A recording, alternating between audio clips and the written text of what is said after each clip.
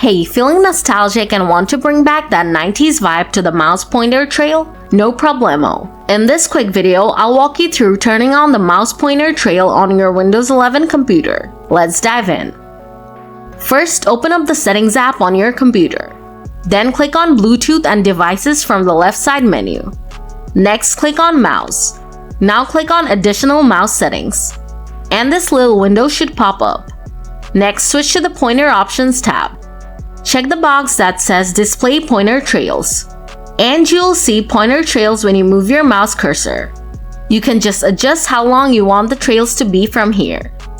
Once you're done with that, click on Apply and then on OK. And that's all there is to it. From now on, whenever you move your mouse pointer, you'll see those cool pointer trails from the Windows Me and XP days. Enjoy the throwback. And hey, if you enjoyed what you just saw, hit the like button and subscribe to the channel. As always, thanks for watching and I'll catch you in the next video.